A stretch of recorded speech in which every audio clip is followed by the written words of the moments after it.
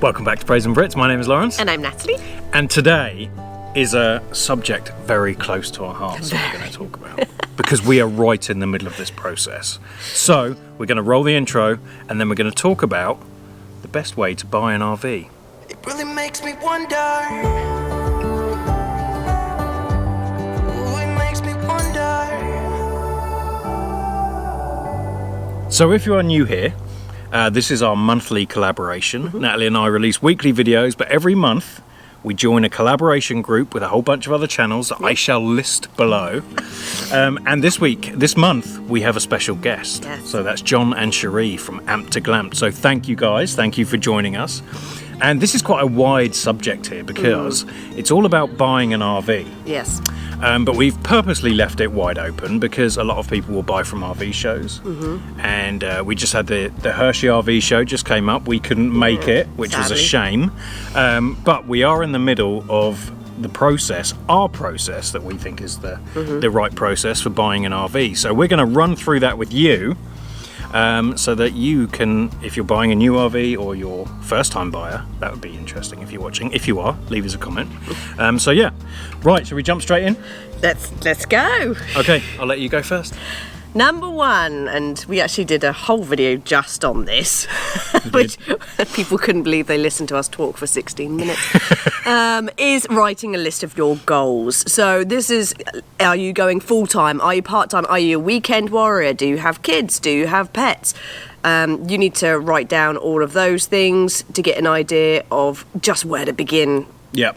Or things that you can talk to. If you're going to a dealership, you can talk to the sales guy because he will help you through some of that stuff. But we're talking about things like, are you going to live in it full time? Is money no object? Yeah, but you know. True. Yes, and the finances, like your budget. That's a good one. You need to know all of those things because there's no point in buying a Prevost Class A if you want to go boondocking in a middle of quartzsite, I don't know, van life, you know, something like that. So really that's the first thing. So sorry to interrupt your point one, but point number two is watch YouTube.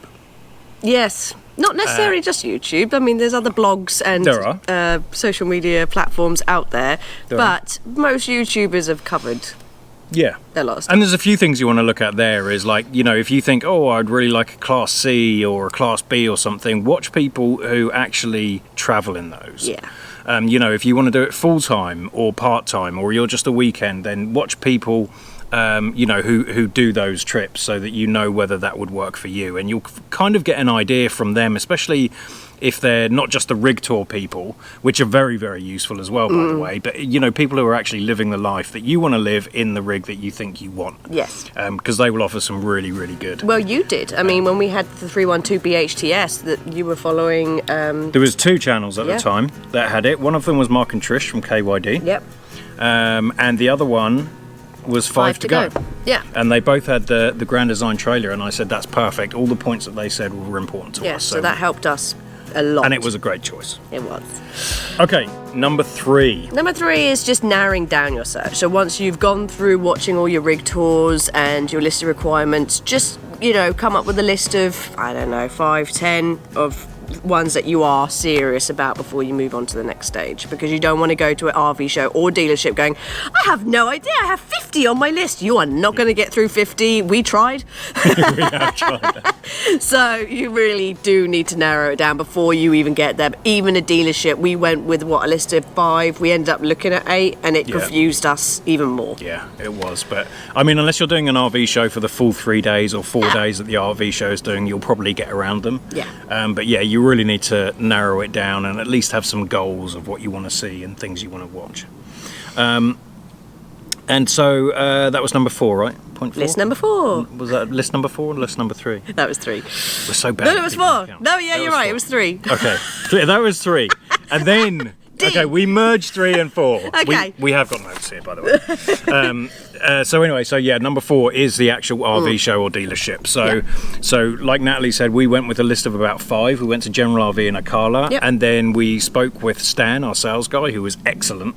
And he added a few more on. He did. Just to show us, just to get an idea of certain things. And to rule stuff out. You know, he was like, do you really want this Class B? Look at this one. Yeah, no, we don't. Like, we just And we did some comparison between different manufacturers and things, which is another point on here anyway. Yeah. Okay, so number 5, we kind of crossed into number 5 as well. We're not very good at this. Well, we've been through our journey, so it's hard to compartmentalise them. But yeah, so anyway, so go with a list of what you want to see, give the requirements to the sales guy. You made a really good point, is to find a sales guy that matches your personality and your vibe and what you want to do. Yeah, there's nothing worse than getting someone that you're just like, we're just not gelling. So you don't have to stick with the guy that you meet that comes out the door the first time you meet them. You don't have to do that. Luckily for us, we went to Matt's RV reviews and he put us in touch with Stan. Yes. And we know Matt, so he obviously knew that that Stan's personality and us worked very together. well. And if you watch our video of driving a Class C that we released on Sunday, we had really good fun, good banter, great guy. So I think that is important, and I think you're right. It made our shopping experience much more comfortable. Yes. I think. And the other one is to tour as many RVs as you can.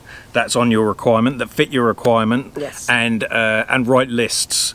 So we came up with a scoring system for ours. You can watch any of our last 10 videos and we have this scoring system.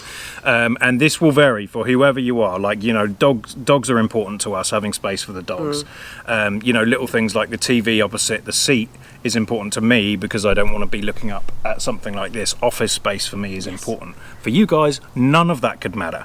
I do highly recommend you take photos as well, because sometimes you're like, oh yeah, I think that one was all right, and then you're like, oh no, wait, because again, even on the videos, you can't get a perception of the size of things. Yeah.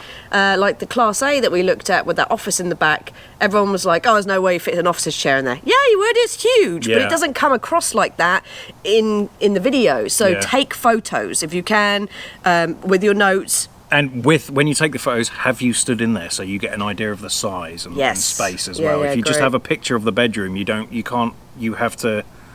need something relative to judge the size by. So yeah, good point. I try. All right, you're doing all right. We're doing all right. I mean, we video the whole rig, so we can look back and go, oh so, that was brilliant or not. But I mean, and you can video it if you want, but I think photos. Well, I think that's why it's important to look at the YouTube videos of other people if they're in the rig. If you can find a YouTuber with your rig. All right, so the other thing that you mentioned, another point, is to research the manufacturers. Yeah, and this is a hard one because, especially for us at the moment, the layouts we want are not by the best manufacturers, and we know that. We see it in the comments. We know that they're not very good manufacturers, but we don't have the luxury of choice because we have a very unique floor plan that we're looking for. Yeah, and it's not the fact that they're not good manufacturers, it's just that they're more bulk built, you know, like if everyone would have a Prevost if they could afford it, right? It's so luxurious, it's really reliable. Okay, it's expensive to run, extremely expensive to buy. And we just can't do that. So, you know, not everyone has unlimited money, and we are in that bucket as well. So, if we want to go for a Prevost, there's no way we can afford it. So we're going to have to look at something else, and then so we look at the bottom end. I know, and unfortunately diesel pushers are just way out of our budget. Like we of course absolutely would want a diesel just for gassing up and not having to go to normal gas stations. But we've just realised that's completely unattainable for us. So to finish up, once you've found the rig that you like, now you need to think about how much it's going to cost, the sales incentives they might have, the price negotiations they might have. They're going to try and upsell you stuff if you go to a dealership. Privately, they probably won't, but you need to think about all of these things. But there are a few pros and cons of a dealership versus private. Yes. Now, we bought our rig privately. Yeah. Which is great, just off a guy on Facebook. One. Our last we still haven't bought a new one. We haven't bought a new one yet. So there's a couple of reasons. Like privately, you'll tend to find them cheaper. And so, you know, that's great. Obviously, a big point. So it's a good point. But then you have to look for your own finance if you need to finance it. True. The best thing about the dealerships is that they have everything there, everything ready. You'll typically get a warranty, even for some of the new stuff. You might get a dealership warranty. Yep. But this kind of falls into the upsell stuff as well. So I think there are advantages to both. Yeah. I think privately, like we bought off Jesse, who we still speak to. Hey Jesse. And and he gave us a whole bunch of history, some of the little issues that I might have, things that I need to know about the rig.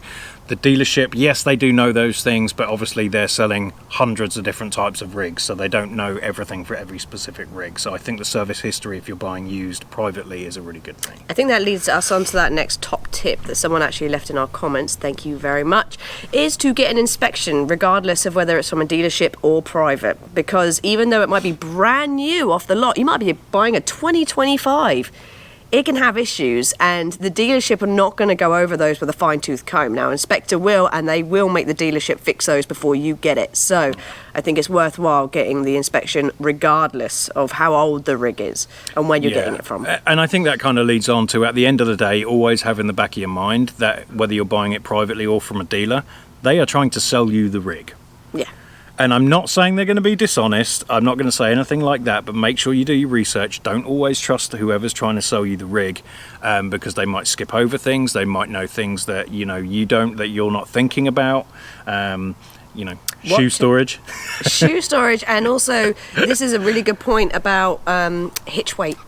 Yes. How many stories have we heard of people saying, oh yeah, your F-150 can tow that? No, it can't. All right, stop doing that. Yes, because the payload. Yeah. Yes, it can tow it in a straight line, but it can't take the payload in the back of your truck. It's a really important thing, and it makes towing horrible if you do not have a truck. We should link. We'll link our video below about that, because I think it's a very important video, and people should really pay attention to it. I maybe get a little bit over passionate in that video. I apologise. I agree with you, and it frustrates me. Our neighbour down the road, she was literally looking for a new truck the other day, and they tried to push a 150 on her, and she said, no, I should get the 350, I'm getting a fifth wheel. No, this 150 will do it. 150 will carry a fifth wheel. And even she knew, she's done horses before, so she was like, no, it won't. Why are you trying to sell me this truck?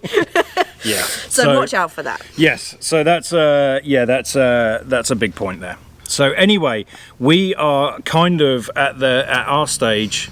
We are. Oh, I thought the camera turned off. It didn't. You're still there. Hey. So we're at the type now where we're kind of looking for the rig. We're specifically tying it down. Yeah. The part I really hate is the price negotiations and incentives. I hate doing all of that stuff. Yeah. But I mean, your best bet is just to look.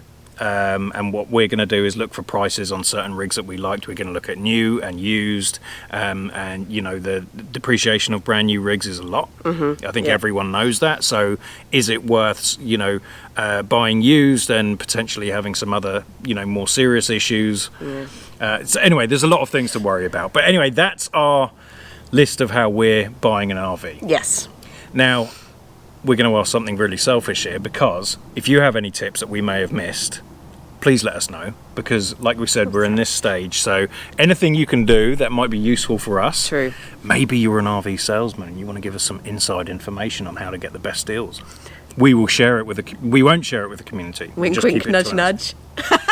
All right.